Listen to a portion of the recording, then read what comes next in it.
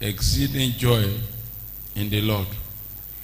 Orí ọ̀rọ̀ tí a fẹ́ tẹnumọ́ ní àkókò díẹ̀ yìí, òun náà la pè ní ẹ̀kúnrẹ́rẹ́ ayọ̀ níwájú Olúwa. If there is any place to find joy, it is better we come to the presence of what? Of God. The joy of to find joy is not in party. Yes or no? When you go for party, go to Lagos for this thing or that, you cannot have the joy your life desire. The best place to find our joy is in the presence of God. That's why Psalm 16 verse 11 says, in the presence of God there is fullness of joy. And we want to encourage us to come to his presence to find joy. We said on Friday, the first day of the year, that the theme of the convention this year is moving forward, finishing the race with joy. And the text of the convention can be found in Acts of Apostles chapter 20 verse 24. As a church, because we are also under the convention, we pick from the theme of the convention our own theme, Year of Exceeding Joy. And I pray it shall be so in the name of Jesus. Àjọ ńlá ti mú ẹṣin ọ̀rọ̀ títẹ̀síwájú píparí eré ìje pẹ̀lú ayọ̀. Lábẹ́rẹ̀ làwa náà ti mú tiwa, èyí tí a pè ní ayọ̀ ní ẹ̀kúnrẹ́rẹ́. Lórúkọ ti Jésù, Olúwa yóò fi ayọ̀ lẹ́kúnrẹ́rẹ́ yóò fi fún wa. Mo sọ fún wa pé tá a bá ń wá ayọ̀, kìí ṣe ilé ijó láti lè ráyọ̀, kìí ṣe ilé sinimá láti lè ráyọ̀. Ibi tá a ti lè ráyọ̀ náà ní iwájú ta ni? Iwájú Olúwa. Torí Bíbélì sọ wípé níwájú Olúwa ẹ̀kúnrẹ́rẹ́ ayọ̀ ló wà. Mo gbàdúrà pé ayọ̀ tó ń wá Olúwa yóò fi fún ọ. Ẹnìkọ̀ọ̀kan wa yóò láyọ̀, yóò sì dára fún wa. So lónìí a ti ṣètẹnumọ́ lọ́jọ́ ìjẹta pé bí a bá fẹ́ tẹ̀síwájú pẹ̀lú ayọ̀, àwọn nǹkan tá a gbọ́dọ̀ ṣe àti wo àní lọ síbẹ̀ yẹn mọ́. Ṣùgbọ́n lónìí a fẹ́ ṣètẹnumọ́ pé tí a bá sọ̀rọ̀ nípa ayọ̀ lẹ́kúnrẹ́rẹ́, ẹ̀kúnrẹ́rẹ́ ayọ̀ níwájú Olúwa, ẹ̀kọ́ kíkà wa lọ́dún lónìí ó jẹ́ kó yé wa dáradára. Ayọ̀ níwájú Olúwa, èyí tí a rí ìwé Róòmù orí 15, ọ̀rọ̀ ìkẹyìn Pọ́ọ̀lù fún ìjọ Róòmù ni. Ohun tó sì ń sọ níbẹ̀ náà fún wọn náà ni wípé ohun mẹ́ta kan wà, ayọ̀, àlàáfíà àti ìrètí, pé wọ́n jọ máa ń rìn papọ̀ ni. Ayọ̀, àlàáfíà àti ìrètí wọ́n máa ń rìn papọ̀. Ó ní ìjẹ́ kí Ọlọ́run ìrètí kí ó fi gbogbo kíni, gbogbo ayọ̀ àti ohun àlàáfíà ṣe kíni kún yín nígbà mélòó? I pray that God, the source of hope, will fill you completely with joy and peace. So if you are looking for joy, we have prayed before the end of the year. Let us of all renew our hope in what? God. Ẹ jẹ́ ká sọ retí wa dọ̀tun nínú Olúwa bá bá ti ń retí ayọ̀ níwájú Olúwa. Because without hope there is no joy. Joy will only go to where he can find hope and what? And peace. Bá a bá ń fẹ́ ayọ̀, ẹ jẹ́ ká fààyè gba àlàáfíà. Ṣé irọ́ ni ọ̀rọ̀ Ọlọ́run pa? Ṣé ayọ̀ a máa wọlé tí ò bá sálàáfíà? Kò sí. It's not possible for peace to enter into a place where there is no peace. For joy to enter into a home where there is no peace. So there is a link between the three. ẹ jẹ́ kẹ́ni kọ̀ọ̀kan wa ká ṣiṣẹ́ tọ̀ ó gbàdúrà lórúkọ ti Jésù Olúwa yóò ràn wá lọ́wọ́ ayọ̀ àlàáfíà àti ìrètí ó sì máa wá látọ̀dọ̀ Ọlọ́run. God is the source of joy, peace and hope. God is the source. And so if you are not having the three, renew your relationship with God. Renew your relationship with God. Paul write this verse as a blessing. Paul kọ ìwé Róòmù orí kẹẹ̀ẹ́dógún ẹsẹ̀ ìkẹtàlá bí ọ̀rọ̀ àdúrà ìbùkún ni. Ó ń gbàdúrà fún ìjọ Róòmù ni. A sì ń lo ọ̀rọ̀ yẹn náà nínú ìjọ Glory lọ́dún yìí. Àdúrà náà yóò sì máa ẹnì kọ̀ọ̀kan wa. God wants to fill us with joy completely. You can see what that version of scripture is. Only I pray that God, the source of hope, will fill you completely with what? With joy and peace. Ẹ̀kúnrẹ́rẹ́ ayọ̀ àtàlàáfíà yóò bá wa rìnrìn àjò ọdún yìí. Mo ní ẹ̀kúnrẹ́rẹ́ ayọ̀ àti àlàáfíà yóò bá wa rìnrìn àjò ọdún yìí. That is the desire of God for all of us. And God can do it. We have checked it. Lord, last week we are praying, or this week, either on Wednesday, we are praying for showers of blessing. And we realize that the blessing of God can saturate this place. It can get to everybody. Ìbùkún Ọlọ́run lè kárí. Afẹ́fẹ́ kárí òbí ò kárí. Bí afẹ́fẹ́ bọ́lọ̀ bá lè mú kí afẹ́fẹ́ kó kárí gbogbo wa. If every one of us can get here to breathe, if we can also get all other blessings of God. Gbogbo alálẹ́rí gbà. The grace to be positioned at the place of blessings of God, the Lord will give to us in the name of Jesus. Oore ọ̀fẹ́ tá a fi lè dúró ní ìkórìtà tá a fi ṣe kòńgẹ́ ìbùkún Ọlọ́run Olúwa yóò fi fún ẹnì kọ̀ọ̀kan wa. So we must take note of that whenever we are praying for exceeding joy, we are also praying for exceeding peace. That is it. And it shall be yours in the name of Jesus. So kí ni a nílò ní àwọn ọ̀rọ̀ tó wà nínú bẹ̀ yẹn èyí tí a gbọ́dọ̀ mọ̀ bí ẹnì kọ̀ọ̀kan wa. Ó sọ̀rọ̀ nípa ìrètí. Ìrètí ohun àti ìgbàgbọ́ náà rìn.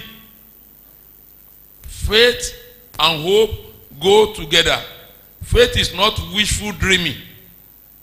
It is faith and assurance that the God who says what he says will always be faithful and true to his nature.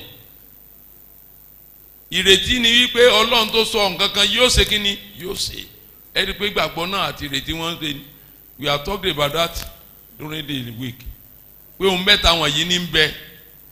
These three things abide. Ìgbàgbọ́, ìrètí àti kí ni àti ìfẹ́. They abide together. And I pray that God will give us the grace to have all of them in the name of Jesus.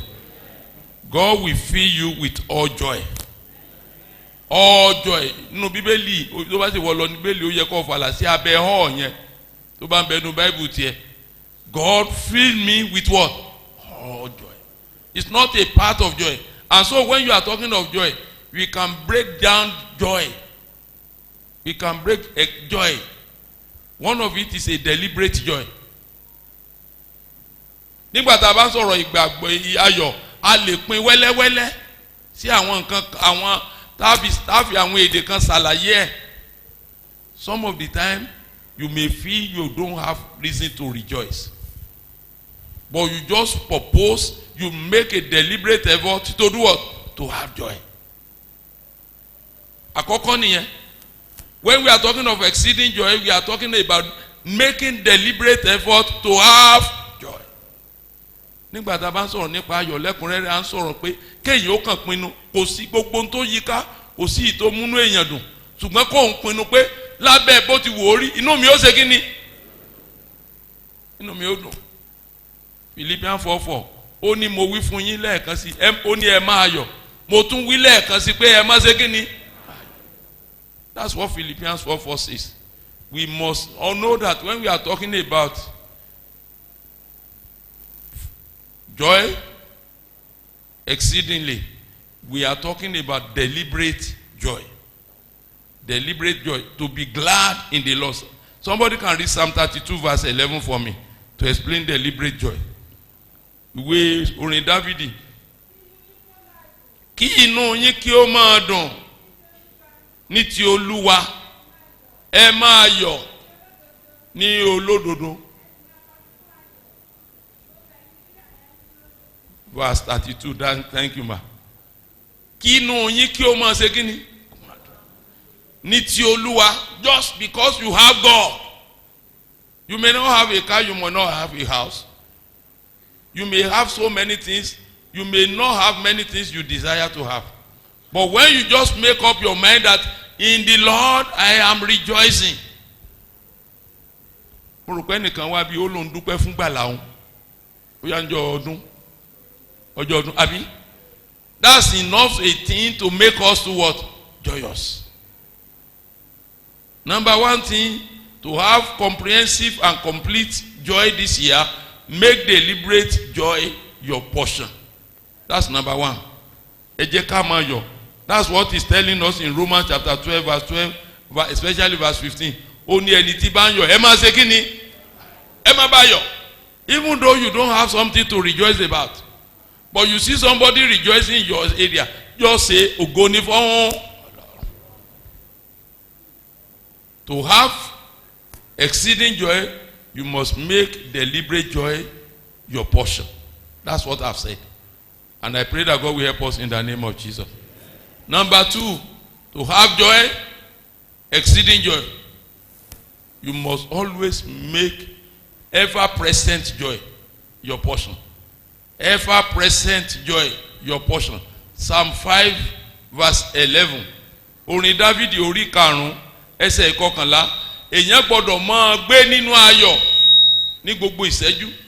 Bí èèyàn bá fẹ́ ní ẹ̀kúnrẹ́rẹ́ ayọ̀, ó gbọ́dọ̀ máa gbé nínú ayọ̀ ní gbogbo ìṣẹ́jú. Psalm 5 verse 11. Nígbà náà ni gbogbo àwọn tí ń gbẹ́kẹ̀lé ọ yóò yọ̀. Wọ́n ó máa hó fún ayọ̀. Ìwọ dáàbò bò wọ́n. Àwọn tó fẹ́ orúkọ rẹ pẹ̀lú yóò máa yọ̀ nínú rẹ. That is ever-present joy. All because God is with you. Naira and kobo cannot buy the presence of God. Yes or no? Mo ní gbogbo owó téèyàn ní láyé kò lè fi ra k'Ọlọ́run wà pẹ̀lú èèyàn. Ṣùgbọ́n àwa ní Ọlọ́run pẹ̀lú wa. And that is one of the reasons why we can have exceeding joy. One of the component part of exceeding joy is ever-present joy. And that is when you have faith in the Lord. I pray that as you are trusting God, God will give to you ever-present joy in the name of Jesus. Ọlọ́run yóò fi fún wa tá bá lọ òwe Kíróníkà kínní orí 16. 1 Chronicle 16. Tá bá wo 32 and to 34. 1 Chronicle. Jẹ́ kí òkun kí ó máa hó. Jẹ́ kí pápá oko tútù kí ó yọ̀. Àti ohun gbogbo tó wà nínú rẹ̀. Gbogbo igi ó máa hó níwájú Olúwa. Yes. Ẹ fi ọpẹ́ fún Olúwa. Torí tí jẹ́ kí òkun kí ó máa hó àti ẹ̀kún rẹ̀. Jẹ́ kí pápá oko tútù kí ó yọ̀ àti gbogbo. That is because when you can look at the nature around you, you will see things that will make you rejoice. We can have ever-present joy when we continue to feel the natures around us. Look at it. Ẹ wo ọjọ́ méjì yẹn. Àbójú ẹ̀ méjì tó rọ̀ nínú oṣù kejìlá. Gbogbo koríko tá a ti fín tá a ti pa tó pòkú. Ó ṣe kí ni? If you can sit by that plant and begin to see God, there are so many things that will bring joy into your life. Olúwa ìwọ tó rọ̀jò nígbà tá a retí rọ̀ òjò sáyé mi. Àdúrà kọ́ ni. Ọlọ́run sì lè ṣe àbí ò lè ṣe. Gbogbo bí tí mi ò ti nírètí tó ti gbẹ dànù. Olúwa ìwọ tó rọ̀jò ọjọ́ méjì péré tí gbogbo ogi tó ti gbẹ tutù padà. Olúwa ṣẹ́nu ayé wa. We can have ever-present joy when we view the nature that surrounds us. And that is one of the ways by which we can have exceeding joy. God will help us in the name of Jesus. Number 3 ways of having exceeding joy. And that is when God gives you lasting joy. The Lord will give to you this year a lasting joy in the name of Jesus. Ayọ̀ tó wà títí Ọlọ́run ó fún ọ. Nínú ọdún yìí Olúwa yóò fún wa ní ayọ̀ tó wà títí. We can have exceeding joy when God gives us a lasting joy. Ó ń ṣàlàyé nǹkan wọ̀nyí so that bá dá dúró tá a bá ń béèrè ẹ̀kúnrẹ́rẹ́ ayọ̀ a lè mọ ọmọ tá a máa sọ fún Ọlọ́run. Nínú ìwé Genesis orí 18 Bíbélì sọ pé àwọn àlejò mẹ́ta bẹ̀ Ábúráhámù wò. Ọlọ́run sì fún wọn ní ayọ̀ tó wà kíni tó wà títí. Wọ́n ní wòye àmọ́dún Sarah yóò sì kíni yóò bímọ. Ọba bu ẹ̀rìn ẹ bá jẹun yóò tẹ̀ ẹ̀ máa ṣe kíni. Nígbà tó sì bímọ kí ló ṣe Olúwa pa mí ní kíni. Olúwa pa mí lẹ́rìn ló sọ Isaki, that's the meaning of Isaac. Olúwa pa mí lẹ́rìn. For every one of us that is expecting God to come and give a lasting joy, the Lord will give all of us in the name of Jesus. Ó lè má ṣe nípa ọmọ ẹlòmíín wẹ́ nìkejì. Mo gbàdúrà gbogbo ibi tá a ti ń fi ayọ̀ títí Ọlọ́run yóò jáde sí wa lọ́dún yìí o. In the book of Luke chapter 15, Bíbélì sọ nípa ọmọ onínàkúnà, àbí? Bàbá yẹn ti ní ìbànújẹ́ pé ọmọ ti sọnù. Ṣùgbọ́n nígbà tó yá wọ́n lọ́mọ dédé ṣe kíni? Ó tó fún àfáyọ ni ló bá dé. Ó ti rí jànàjànà. Ṣùgbọ́n bàbá ò fọwọ́ lọ́tọ̀ ọ̀kan ni bàbá ti rí. Ó ti pè wá. That father has a lasting joy. Gbogbo àwa tó mọ̀ ń bà nínú jẹ́ lórí àwọn ọmọ yẹn á láyọ̀ ìgbẹ̀yìn. Mo ní a ó ní ayọ̀ ìgbẹ̀yìn. Every one of us that is expressing problem concerning our children, you will have a lasting joy in the name of Jesus. You cannot have exceeding joy without a lasting joy. And I pray this morning that God who owns the heaven and the earth will favor you with lasting joy in every areas of your life in the name of Jesus. Yóò dára fún wa lórúkọ Jésù. Number 4, that can make us to have exceeding joy, and that is satisfying joy. Satisfying joy. In the book of Psalm 4 verse 7, God talks about a joy that satisfies. Thou hast put gladness in my heart, more than in the time that their corn and their wine increased. Ayọ̀ tí máa ń tẹ́ni lọ́rùn yẹn Ọlọ́run ó kàn dédé gbé wá. Mo máa ń sọ nígbà máa ń inú mi sì dùn mí sì máa ń tó ṣe kí ni tó fún mi láyọ̀. Àmọ́ ìkúkú mọ̀ lórúkọ Jésù wọnú onírú rírí yẹn. Tínú èèyàn ó dédé dùn tí ó sì máa wò yí ká báyìí kò sì ṣe kí ni kò fẹ́ ẹ̀ mọ̀ tó fà.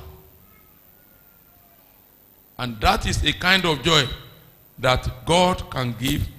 That joy, kind of joy, God put gladness in what? In my heart. That's what the Psalm says. Psalm 4 verse 7. Ọlọ́run ló mọ̀ọ́mọ̀ dá ó kọjú ayọ̀ ó sì dá sínú rẹ̀. You cannot experience exceeding joy if God does not do that at some times. Mo gbàdúrà ní orúkọ Jésù gbogbo ọkàn tó ń nílò orú ayọ̀ bẹ́ẹ̀ ẹ̀mí mímọ́ yóò dá sínú wa. Ṣé ẹ gbàgbé pé ayọ̀ gan-an àwọn dẹ̀ wà nù tá a fẹ́ kọ náà dẹ̀ ní kàn the spirit filled joy. That's another part of exceeding joy. Spirit filled joy. In the book of Galatians chapter 5 from verse 32, a rí níbẹ̀ yẹn pé ayọ̀ ọ̀kan nínú èso tẹ̀mí ni wọ́n pè kí ni wọ́n pè láyọ̀. One of the fruit of the spirit is what? Is joy. So there is also spirit filled joy. Spirit filled joy that you may need, that the Holy Spirit will just empower and will make it to happen.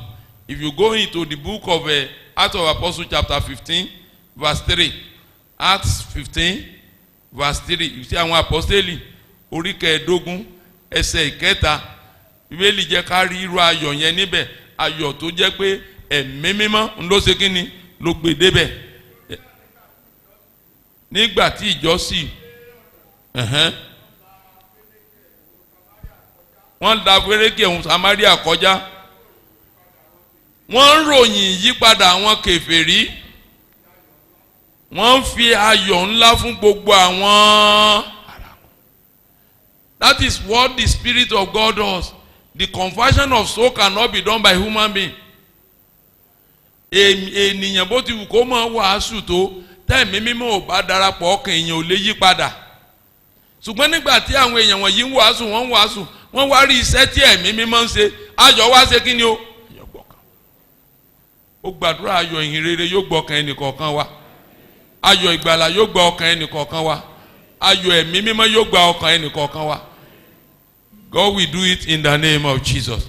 So when people of God are praying for the Spirit, for exceeding joy, let us be mindful of it, that there is what we call deliberate joy. It is not there. You just create it by yourself.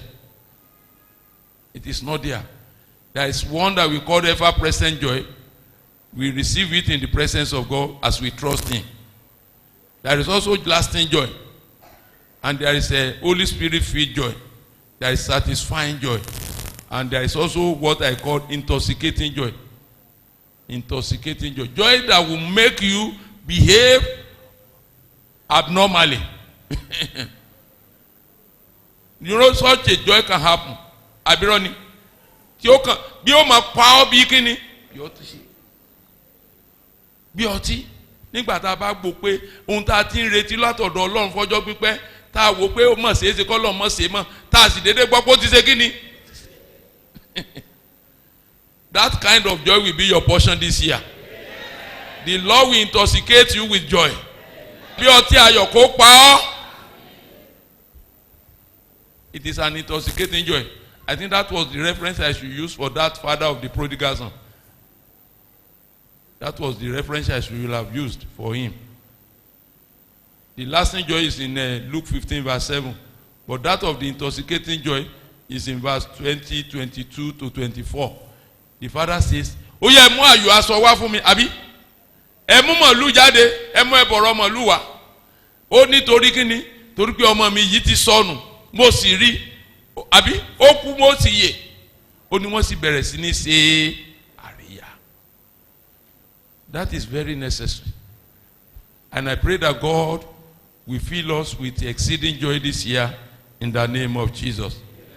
Now, to have that exceeding joy, if we go to the text that is in Psalm 16, I will only talk about 3 or 4 things, and we will talk about to have all this kind of joy that we have discussed about.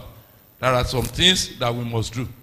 Ká tó lè nírú ayọ̀ tá a tẹnumọ́ níbí báyìí, bóyá deliberate joy ni o, bóyá ever-present joy ni o, bóyá intoxicating joy ni o, bóyá lasting joy ni o, bóyá spirit-filled joy ni, bóyá satisfying joy ni o, èyíkéyìí rẹ̀, èyí tí ó mú yóò wá yọrí sí ayọ̀ ní ẹ̀kúnrẹ́rẹ́.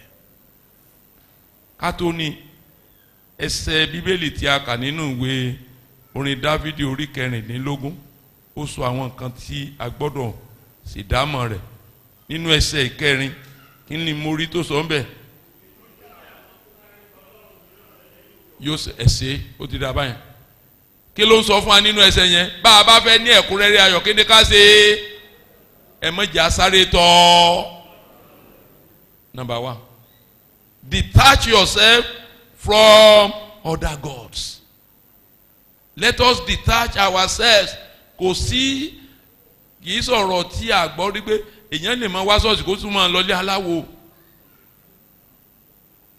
If you are desiring exceeding joy this year, the word of the Lord says that let us detach ourselves from all other gods. They don't have solution to your problem. It is in Christ that there is solution. And I pray He will solve your problem this year in the name of Jesus. Wọ́n ní ìdáhùn sí ìṣòro rẹ nínú Jésù nìkan ní ìdáhùn wa. Ká má bàa níbànújẹ́, àbí òdìkejì ayọ̀nú o, àbí kí ló wí? Ó ní ìbànújẹ́ àwọn tí ń sáré tọ̀ Ọlọ́run mìíràn lẹ́yìn yóò ṣe kí ni? Yóò pọ̀. Their sorrow shall be multiplied that hasten after other gods. Their drink offering of blood will I not offer, nor take up their names into my lips. So make a resolution. A resolution this year. It's not too late to make a resolution that by your grace, Lord, I will not run after other gods. Olúwa, mo ṣe ìpinnu níwájú rẹ lónìí Sunday àkọ́kọ́, mi ò ní sáré tọ̀ lọ́rùn mìíràn.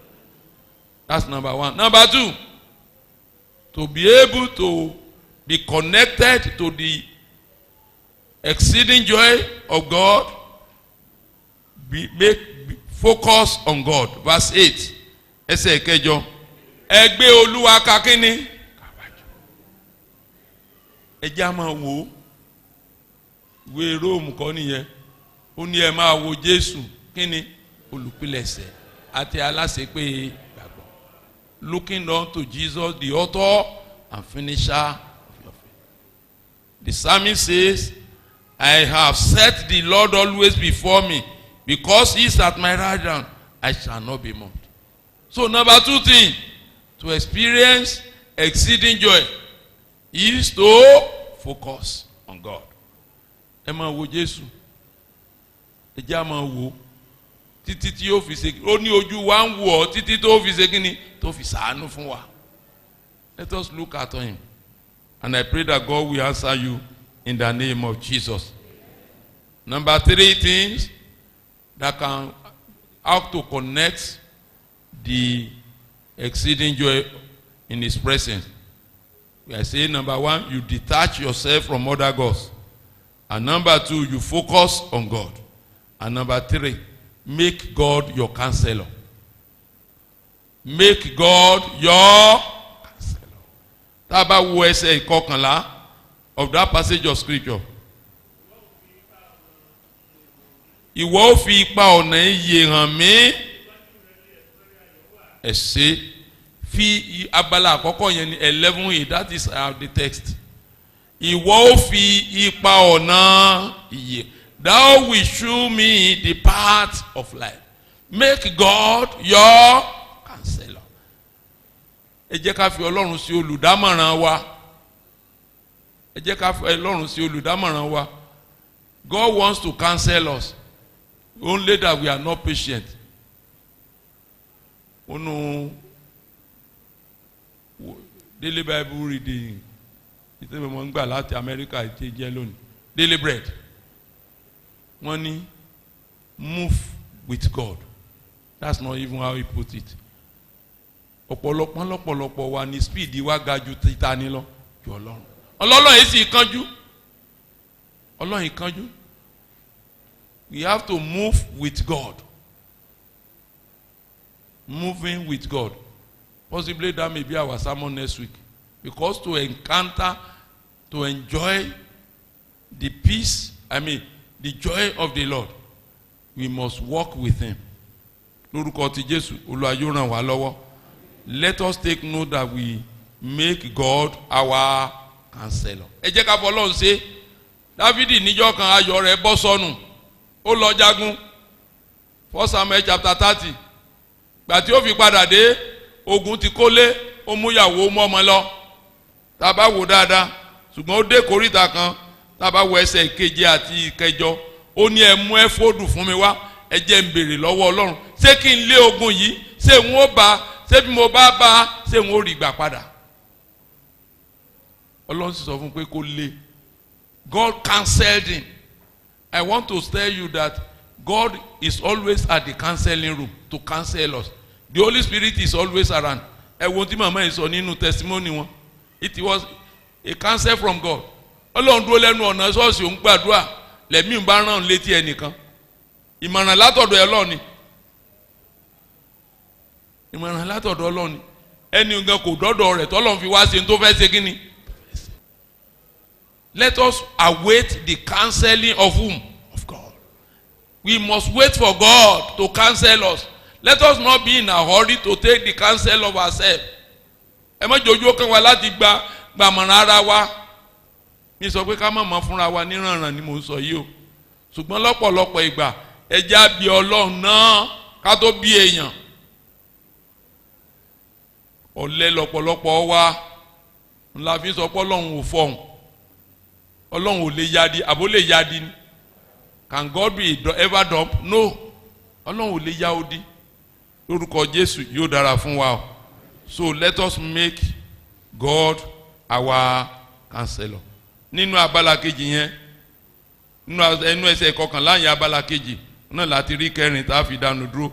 Òun náà dẹ̀ ní pé stay in his presence. Number 4 thing that can connect us to the joy of the Lord this year is that let us learn to stay in what? In God's presence. Nínú ẹsẹ̀ yẹn abala kejì ó ní at thy right hand. Okay. Ó ní you will in thy presence is what? Fullness of joy. Ẹ má jà kẹ̀yìn sọ́lọ́run. Ẹ má jà kó òun wájú rẹ̀.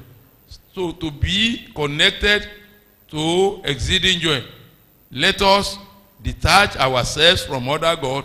Number 1. Let us be focused on God. Number 2. Let us make God our counselor. And number 3, let us stay in his presence. Lọ́dún yìí, ẹnìkọ̀ọ̀kan wá gbọ́dọ̀ ń tá a ti ń ṣe fọ́lọ́run tàbí ń tá a ti ń ṣe pẹ̀lú Ọlọ́run tẹ́lẹ̀. Ẹ jẹ́ kẹ́nìkọ̀ọ̀kan wá pinnu pé a fi kún. Ẹ jẹ́ ká sọ fọ́lọ́run pé I will increase. I will do it more. That is one of the ways by which we can stay in the presence of God. When you increase your devotional life, ẹ jẹ́ kí bá a ti ń wá Ọlọ́run wa kì í ṣe pé bá a ti ń wá ṣọ́ọ̀ṣì o. Ẹlòmíì ń wá ṣọ́ọ̀ṣì tí ò dùn wájú Ọlọ́run o. Mo appreciate gbogbo ẹ̀yin tẹ́ ń wá déédéé yóò dáa fún yín o. Ẹ sì ní rí dìbàjẹ́. Ṣùgbọ́n ẹ jẹ́ ká kọ́ àṣírí bẹ́ẹ̀ yẹn ṣe é ṣe kí ni o. Bẹ́ẹ̀ yẹn ti máa dúró wájú Ọlọ́run. Ẹ jẹ́ ká àṣírí yẹn.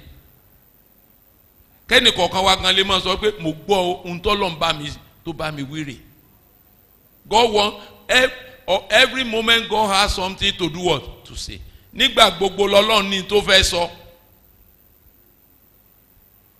God has something to say.